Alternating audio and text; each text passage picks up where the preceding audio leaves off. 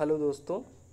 आज का जो हमारा टॉपिक है वो काफ़ी इम्पोर्टेंट होने वाला है। यूपी लेखपाल के ग्रामीण परिवेश में जो राजस्व परिषद के अनुभाग हैं उनसे संबंधित ये वीडियो है। जितने भी इम्पोर्टेंट अनुभाग हैं उन सबको यहाँ पे लिखा गया है और एक तरह से जो किताबों में लिखा गया है उसको समराइज़ करने का इसमें प्रयास किया गया है। अगर आप इस वीडियो को पूरा देखते हैं तो ये 14 के 14 अनुभाग आपको अभी के अभी लर्न हो जाएंगे इसी वीडियो में।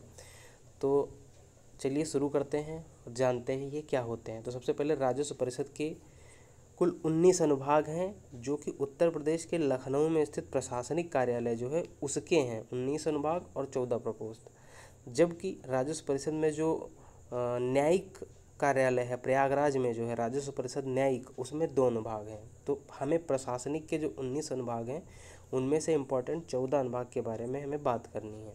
सबसे पहले हम यहाँ से शुरू करते हैं। जो हमारा पहला सेक्शन है यानी अनुभाग पहला है उसमें हमें बताया गया है कि राजस्व ग्राम की स्थापना की जाएगी, इसके बारे में बताया गया है।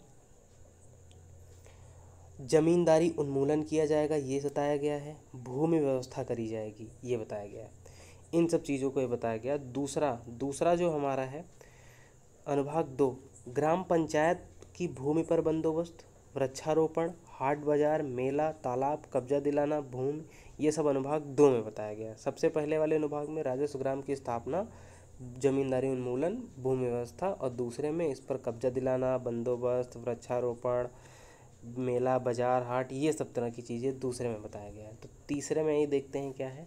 तो जो तीसरा है, तीसरे में हमें राजस्व सचिव की समस्त शाखाओं के उत्तरदायित्व यानी उनके जो कार्य हैं वो बताए गए हैं। सेक्शन 4 में क्या बताया गया है, राजस्व परिषद में भू अभिलेखों का व्यवस्थित करना, उन्हें आधुनिक बनाना यानी कि उनमें अपडेशन करना और राज्य वित्त आयोग को रिपोर्ट करना, ये बात बताई गई है। ये सब सेक्शन 4 में बताए गए हैं।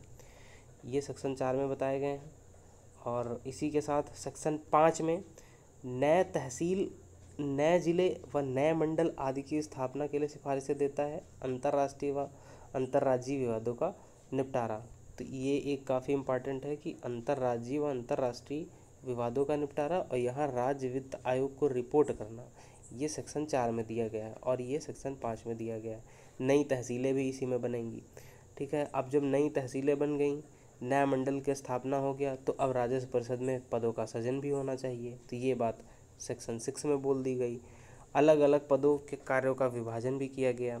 और इसमें एक सबसे ज़रूरी बात यह है कि जो भी भूमि बंदोबस्त सेक्शन 1 और सेक्शन 2 से छूटे हुए हैं उनको भी सेक्शन 6 में शामिल किया जाए, उनको भी सेक्शन 6 में समाहित किया जाए। तो एक ये बात हो गई। चलिए बढ़ते हैं आगे अगले अनुभाग की ओर। अगला अनुभाग है हमारा सेक्शन 7, भू राजस्व की वसूली। सेक्शन 6 में क्या था, राजस्व परिषद के पदों का सृजन हुआ था, अलग अलग कार्यों का विभाजन हुआ था। तो अब क्या होगा, अब भू राजस्व की वसूली होगी, सिंचाई कर, भू लगान, बकाया वसूली, ये सारी चीज़ें इसमें आएंगी।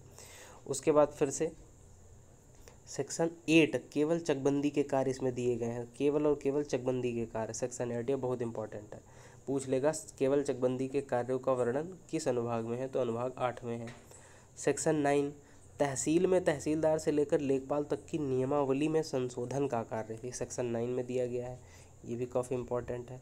सेक्शन 10 में प्राकृतिक आपदा के बारे में बताया गया है और वहीं सेक्शन 11 में मानव कृत्रिम आपदा के बारे में बताया गया है। ठीक, सेक्शन 10 में प्राकृतिक आपदा एवं करों एवं माफी संबंधी सिफारिशें, सेक्शन 11 में मानव कृत्रिम आपदा की सिफारिशें प्राकृतिक आपदाओं की वार्षिक समीक्षा करता है।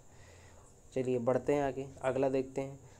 सेक्शन 12, कृषि जोत की सीमा का निर्धारण कर दिया गया, मतलब इसमें हदबंदी टाइप से कर दी गई, इसमें हदबंदी तरह की का कर दिया गया। परिवार नियोजन के उपाय, न्यायिक विवादों को सुलझाना, ये सब किस में आता है, ये सब सेक्शन 12 में आता है। सेक्शन 13 में क्या है, भूमि अध्यापित भूमि का सेल परचेज, कब्जा छुड़ाना, कब्जा दिलवाना, ये तरह की चीज़ें इसमें आ गई। उसके बाद 14 में क्या है, सर्वेक्षण व अभिलेख संबंधी कार्य हैं, मतलब सर्वे टाइप के जो कार्य हैं वो हमारे सेक्शन 14 में दिए गए हैं। एक यहाँ से इम्पोर्टेंट है, काफ़ी ज़्यादा इम्पोर्टेंट है, भूलेख प्रशिक्षण संस्थान, ये कहाँ है, तो ये हरदोई में निर्माणाधीन है, ये हमारा हरदोई में निर्माणाधीन है। ठीक है। तो चलिए एक बार हम इसे फिर से रिवाइज कर लेते हैं। सबसे पहले क्या था, सबसे पहले राजस्व ग्राम की स्थापना हुई थी, जमींदारी उन्मूलन, भूमि व्यवस्था, अब ये सब हो गया। तो ग्राम पंचायत की भूमि पर बंदोबस्त, वृक्षारोपण, हाट बाजार, मेला, इन सबको लगाना। फिर 3 में क्या था, राजस्व सचिव की समस्त शाखाओं के जो उत्तरदायित्व हैं, कार्यों के उत्तरदायित्व वो हैं। सेक्शन 4 में अपडेशन की बात करी गई है। सेक्शन 5 में नए तहसील बनाए जाएंगे। अब जब नए तहसील बन गए तो राजस्व परिषद में पदों का सृजन होगा। सेक्शन 6 में 1 और 2 से जो छूटे हुए पद, छोटी हुई बातें हैं, वो सेक्शन 6 में समाहित कर दी जाएंगी।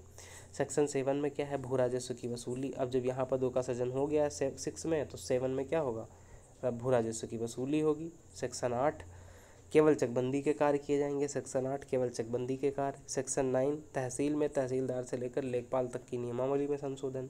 सेक्शन 10 प्राकृतिक आपदा एवं करों की माफ़ी संबंधी सिफारिशें। 11 में मानव आपदा के बारे में वही बात बोली गई।